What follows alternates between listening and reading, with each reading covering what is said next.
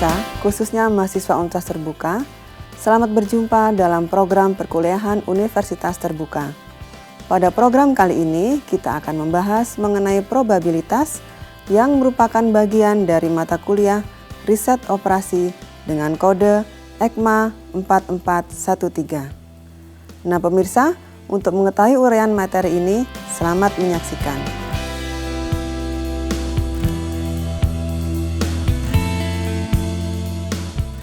Pemirsa, Anda tentu sudah tidak asing lagi dengan istilah probabilitas, bukan? Iya, istilah probabilitas seringkali kita dengar di berbagai bidang dalam kehidupan sehari-hari. Ketika kita mendaftar sebagai pegawai melalui tes masuk, atau kita mendaftar kuliah yang juga melalui tes masuk, pasti kita memiliki kemungkinan untuk diterima atau tidak diterima. Nah, berapa besar kemungkinan kita diterima atau berapa besar kemungkinan kita tidak diterima, itulah yang disebut dengan probabilitas. Kalau Anda akan pergi dan keadaan sedang mendung, pasti Anda juga akan berpikir, wah kemungkinan hujan atau tidak ya? Keadaan ini juga disebut dengan probabilitas. Dalam bahasa Inggris, istilah yang digunakan adalah probability. Apabila kita terjemahkan dalam bahasa Indonesia, maka dapat digunakan istilah peluang atau paling tepat digunakan adalah probabilitas. Dari penjelasan sederhana tersebut, kita bisa definisikan bahwa probabilitas adalah peluang suatu kejadian. Mengapa kita juga perlu mempelajari tentang probabilitas? Manfaat mengetahui probabilitas adalah untuk membantu pengambilan keputusan yang lebih tepat. Karena kehidupan di dunia tidak ada kepastian dan informasi yang tidak sempurna. Misalnya, ketika Anda akan mendaftar kuliah melalui tes masuk, paling tidak Anda harus mengetahui informasi berapa skor calon mahasiswa yang diterima pada tahun-tahun sebelumnya. Apabila Anda mengetahui skor yang Anda dapat, kemudian membandingkannya dengan rata-rata skor yang diterima pada tahun-tahun sebelumnya, Anda pasti akan lebih mudah memperkirakan diterima atau tidak di sekolah tersebut. Tetapi sebaliknya, kalau Anda tidak memiliki informasi apapun tentang skor penerimaan mahasiswa, maka Anda akan sulit mengetahui probabilitas untuk diterima atau tidak. Sebaliknya, misalnya Anda akan mengikuti tes masuk pegawai negeri sipil atau PNS, maka sangat sulit mengetahui skor penerimaan tahun-tahun sebelumnya. Artinya, Anda tidak mempunyai informasi apapun. Nah, pada kondisi seperti ini, Anda tentunya akan kesulitan bukan untuk memperkirakan probabilitas Anda akan diterima atau tidak. Pemirsa, selain contoh-contoh yang sudah dibahas sebelumnya, teori probabilitas juga banyak sekali diterapkan dalam dunia bisnis. Ada beberapa contoh penerapan probabilitas dalam dunia bisnis, antara lain pembelian harga saham berdasarkan analisis harga saham, peluang produk yang diluncurkan perusahaan, apakah sukses atau tidaknya suatu produk saat dijual ke konsumen. Pada pasar saham, para pialang harus mempunyai perhitungan mengenai probabilitas saham yang akan dibeli, apakah menguntungkan atau tidak. Apakah harganya kemungkinan akan naik atau malah turun. Jika harga saham naik, maka sang pialang saham akan mendapat keuntungan. Sebaliknya, jika harga turun, maka sang pialang tersebut akan mengalami kerugian. Apabila seorang pialang tidak memiliki pengetahuan apapun tentang probabilitas saham yang akan dibeli, maka akan sulit mengambil keputusan yang lebih baik. Demikian pula pada contoh kedua, yaitu mengenai peluang keberhasilan produk baru yang diluncurkan ke pasar.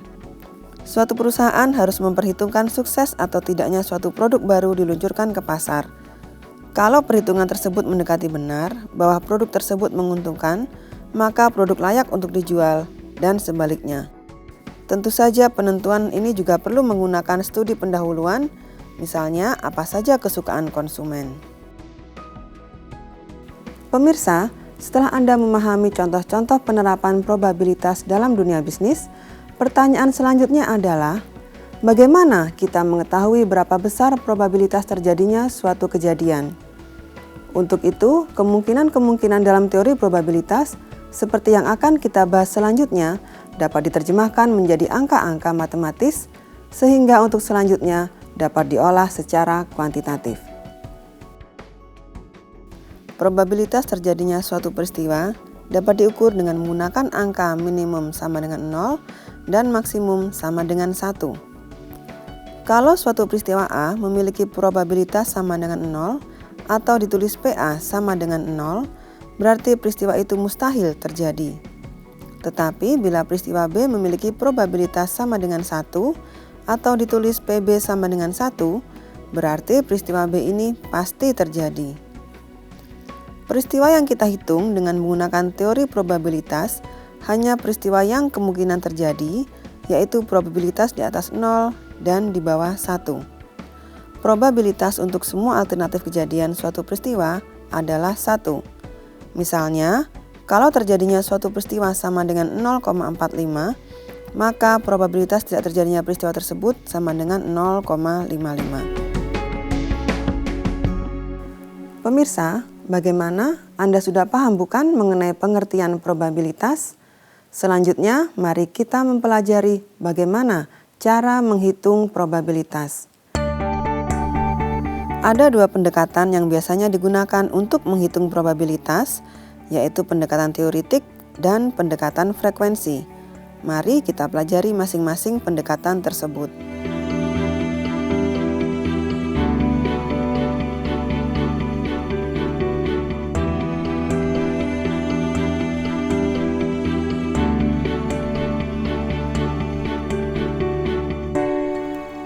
Sebagai contoh, mata uang logam Rp500 memiliki dua permukaan yang simetris, yaitu permukaan A atau yang bergambar burung Garuda dan permukaan B atau yang bergambar bunga.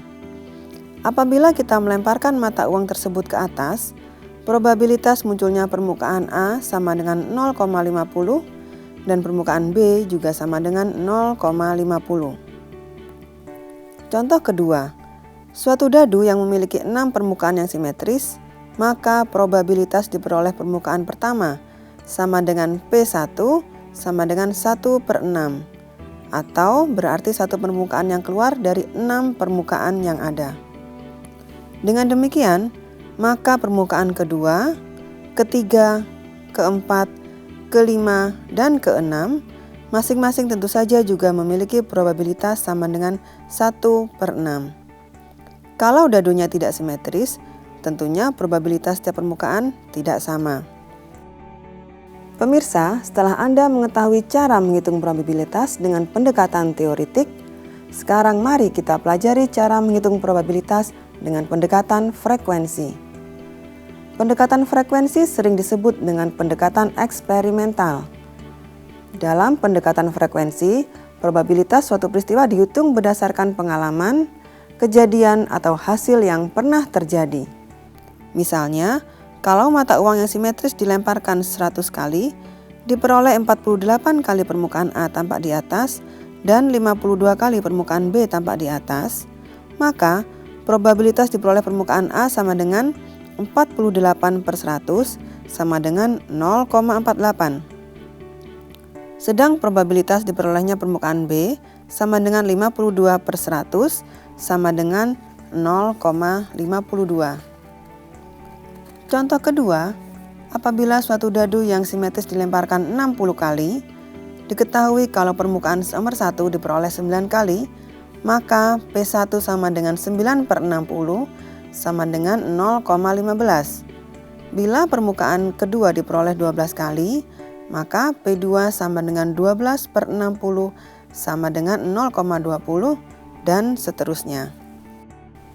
Nah, pemirsa, khususnya mahasiswa Universitas Terbuka, di antara kedua pendekatan cara menghitung probabilitas tersebut, manakah yang lebih baik? Jawabannya adalah bahwa kedua cara penghitungan probabilitas tersebut sama baiknya. Pendekatan teoritik mudah digunakan untuk menghitung probabilitas dengan jumlah yang terbatas. Pendekatan teoritik juga akan menghasilkan probabilitas dengan tepat kalau penelitian dan pengolahan datanya teliti. Sedangkan pendekatan frekuensi lebih tepat digunakan untuk menghitung probabilitas dengan jumlah data yang sangat banyak. Pendekatan frekuensi juga akan menghasilkan probabilitas yang semakin tepat bila sampel yang digunakan semakin banyak. Pemirsa, Anda sudah paham bukan mengenai pengertian probabilitas dan cara menghitung probabilitas? Berikutnya, kita akan mempelajari mengenai hubungan antar peristiwa dalam probabilitas.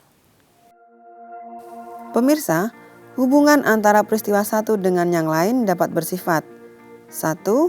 Mutually eksklusif atau saling asing atau saling meniadakan. 2. Independen atau bebas. 3. Kondisional atau bersyarat.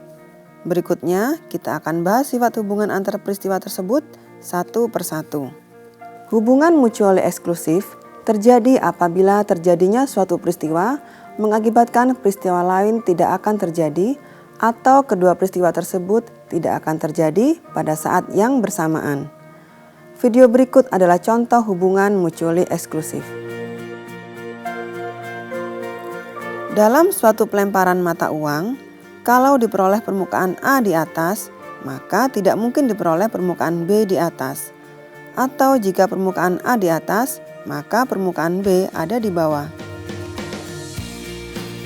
Dalam suatu pertandingan bola, bila kesebelasan X dan Y adalah kesebelasan yang maju ke putaran final, maka kalau kesebelasan X menang, berarti tidak mungkin kesebelasan Y juga menang.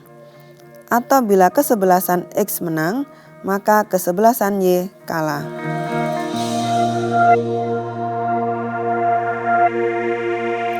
Hubungan antar kejadian tersebut ditunjukkan dengan rumus sebagai berikut. Probabilitas peristiwa A dan B terjadi semua atau bersama-sama dituliskan P, A, dan B sama dengan 0.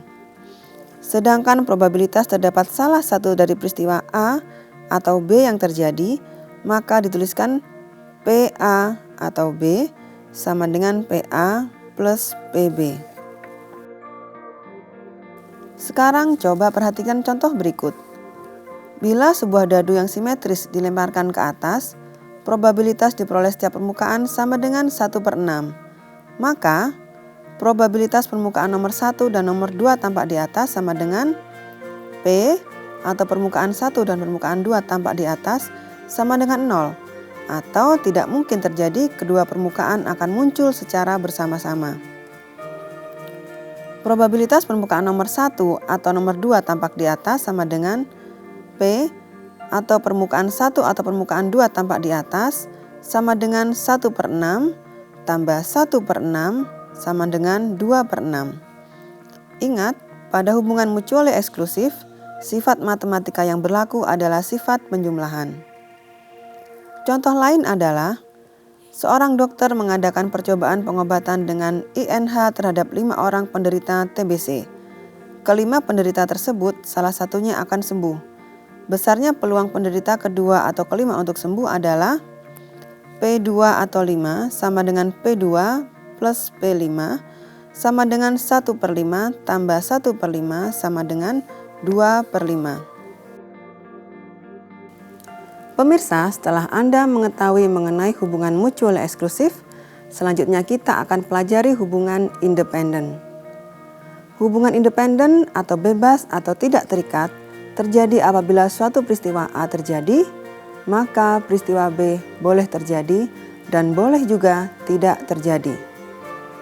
Kalau peristiwa B terjadi, maka peristiwa A juga boleh terjadi dan boleh juga tidak terjadi. Berarti kedua peristiwa tidak saling mengikat, boleh terjadi dengan bebas.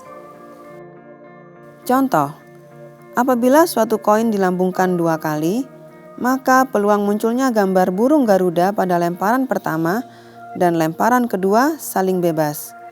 Gambar burung Garuda dapat saja keluar pada lemparan pertama dan kedua atau keluar di salah satu lemparan.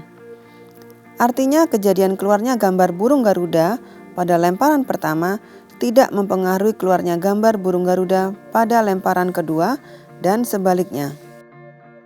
Contoh lain adalah sebuah dadu dilambungkan 2 kali, peluang keluarnya mata 5 untuk kedua kalinya adalah P55 sama dengan 1/6 kali 1/6 sama dengan 1/36.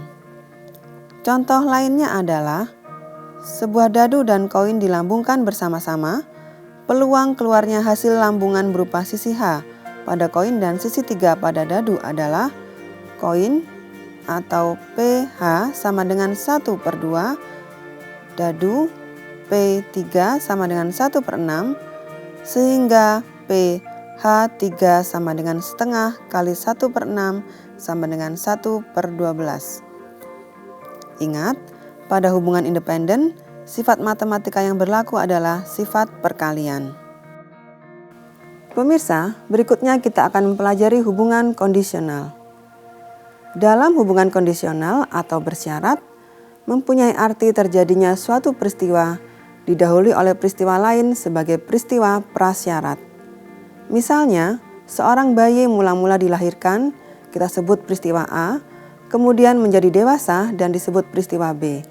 Artinya, sebelum ia dewasa, pasti dilahirkan dulu dengan selamat atau sebagai prasyarat, kemudian dapat menjadi dewasa.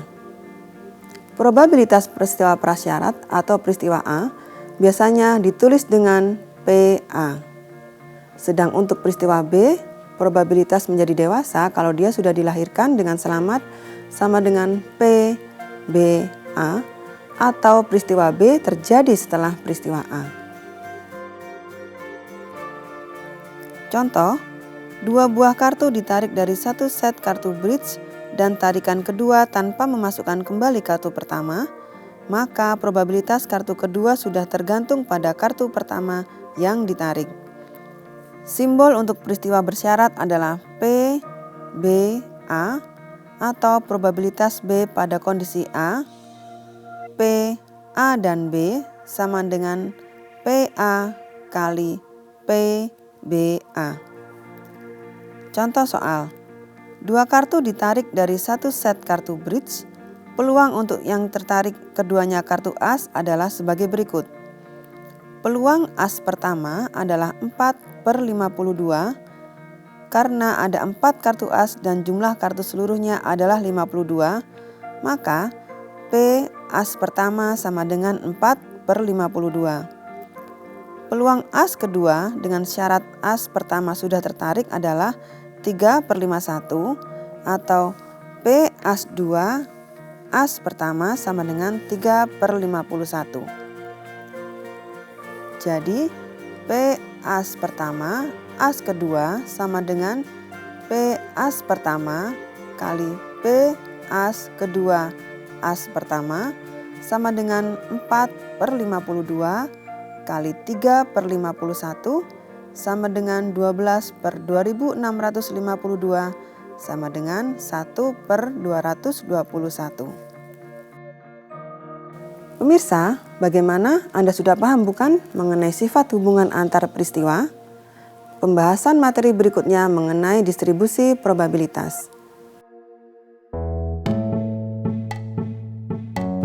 Distribusi probabilitas adalah suatu susunan distribusi yang dapat digunakan untuk mempermudah mengetahui probabilitas terjadinya suatu peristiwa. Distribusi probabilitas merupakan hasil dari setiap peluang peristiwa.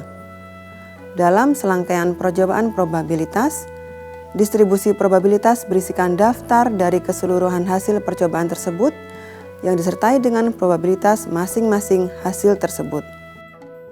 Contoh, 3 uang logam dilemparkan ke udara, maka tentukan distribusi probabilitas dari percobaan tersebut dan tentukan peluang munculnya salah satu keluar mata angka. Misalnya dalam pelemparan tersebut, sisi angka kita beri simbol A dan sisi gambar kita beri simbol G. Maka peluang munculnya A dan G pada setiap lemparan dalam 3 kali lemparan adalah seperti tampak pada layar. Jika kita memperhatikan pada peluang munculnya A, pada percobaan ke-1 muncul A semua sehingga jumlah A yang keluar adalah 3. Berikutnya pada percobaan kedua A keluar sebanyak 2 kali sehingga jumlah A yang keluar adalah 2 dan seterusnya. Coba Anda simak tabel tersebut.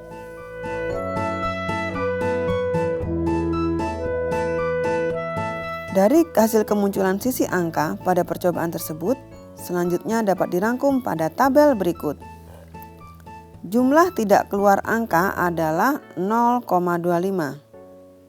Jumlah angka keluar 1 kali adalah 0,75 dan seterusnya sehingga total adalah 1.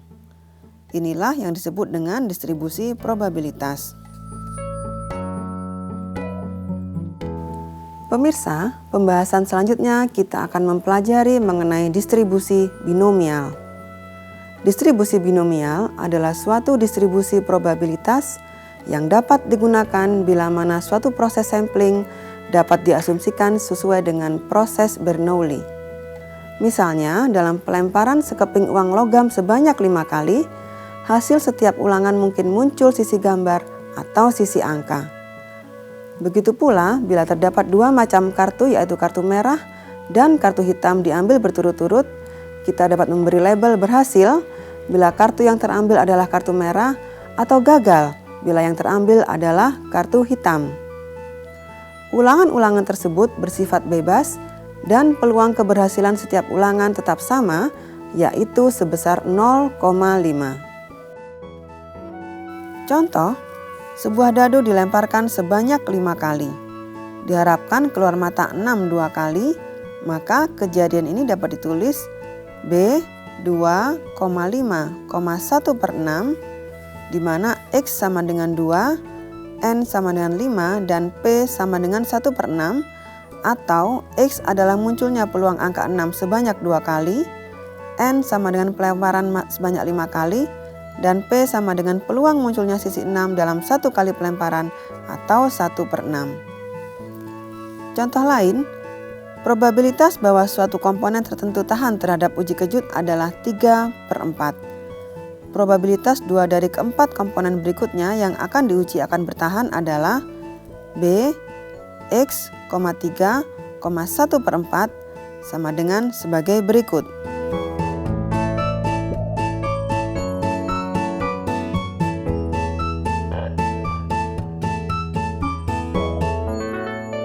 Pemirsa, khususnya mahasiswa Universitas Terbuka, demikianlah pembahasan materi mengenai probabilitas. Semoga tayangan tadi dapat memberikan manfaat bagi Anda. Selamat belajar dan sukses untuk Anda.